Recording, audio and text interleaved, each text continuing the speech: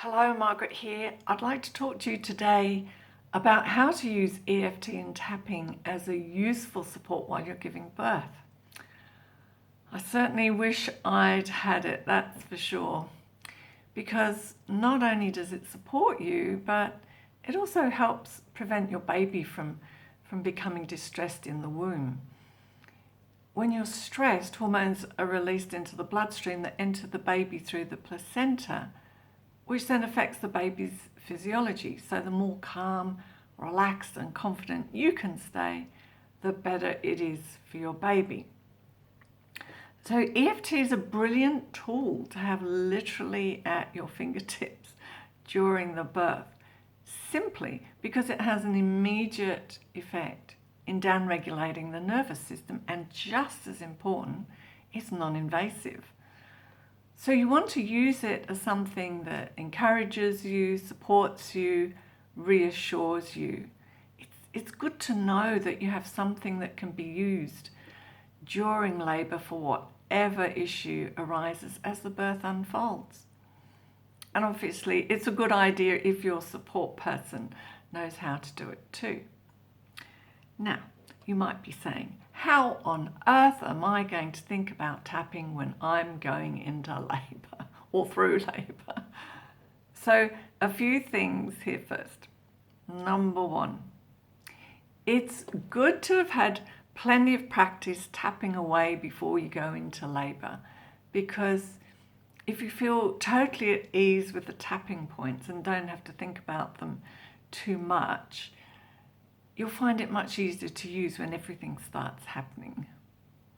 Number two, having said that, you don't have to tap in order. You can tap wherever you feel like it. You can find one place and tap wherever feels good or is most convenient to get to.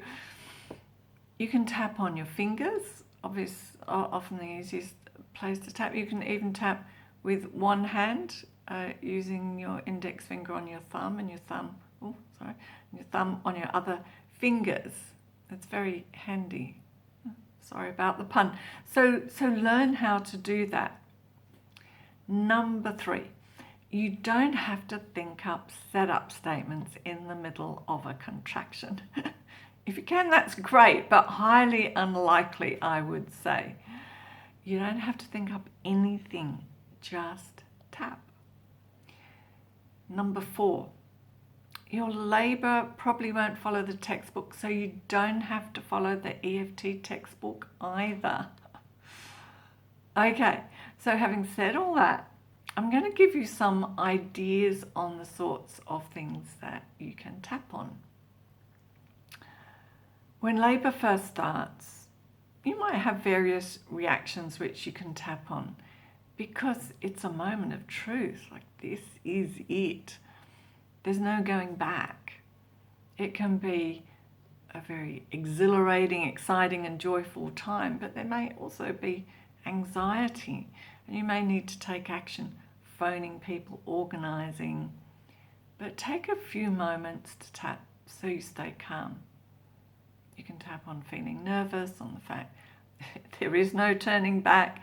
I think that was what was on my mind. Or feeling so scared as to what is going to happen next. If it's your first, it's the unknown. If your mind starts to whirl and you feel panicked about organising things, you can tap on choosing to stay calm and think clearly. Something like, even though I'm panicking, I choose to calm down and know that I can deal with this. If you feel uncertain as to whether you are actually in labour, tap on whatever sort of uncertainties you have, because it will help relax you and clear your mind as to what action to take. You can tap on not knowing if you really are in labour, not knowing if you should call the midwife, not knowing if it's time to go to hospital. Once you're on your way, you can tap on whatever is present, whether it's anxieties or physical symptoms, on the pain, for the pain. You can tap just to help you stay calm, or tap on specific things on your way. Perhaps the traffic is bad. Tap, tap, tap. I was driven to hospital in full labour. My goodness.